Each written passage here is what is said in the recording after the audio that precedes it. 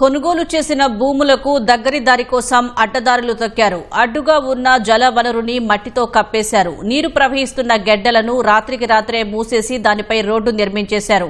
ఈ దుర్మార్గంపై అధికార యంత్రాంగం కన్నెత్తి చూడటం లేదనే ఆరోపణలు వినిపిస్తున్నాయి. విశాఖ జిల్లా ఆనందాపురం మండలం గిడిజాలలో రాత్రికి రాత్రి నిర్మించిన రోడ్డిది. భూముల విలువ పెరిగిన వేళ అక్రమార్కులు ఏకంగా నీటి వనరుల్నే విధ్వంసం చేశారు.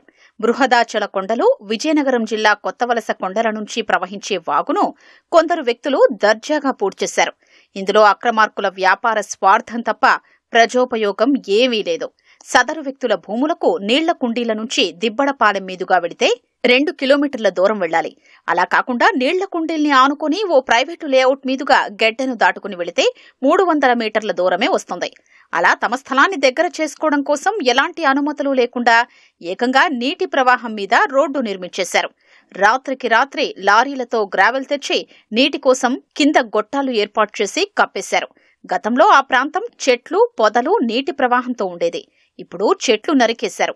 దీంతో ఆ ప్రాంతమంతా ఖాళీగా కనిపిస్తోంది. సుమారు 25 అడుగుల వెడల్పు మేర గెడ్డను పూడ్చేశారు. గత ఆదివారం రాత్రికి రాత్రే పనులన్నీ చకచకా చేసేశారు.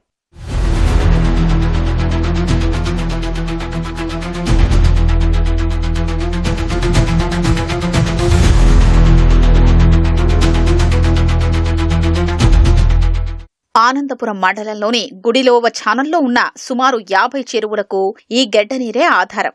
గంభీరం జలాశయానికి ప్రధాన వరద గెడ్డగా ఇది పూర్వం నుంచే ఉంది.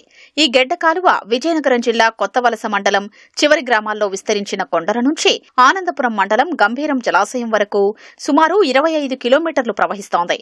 అంతటి ప్రాధాన్యమున్న గెడ్డను స్వార్థపరుడు తమ భూముల విలువ పెంచుకునేందుకు కనుమరుగు చేయడంపై విమర్శలొస్తున్నాయి. ఇంత జరిగినా అధికారులు పట్టించుకోకపోవడంపై విస్మయం వ్యక్తమవుతోంది.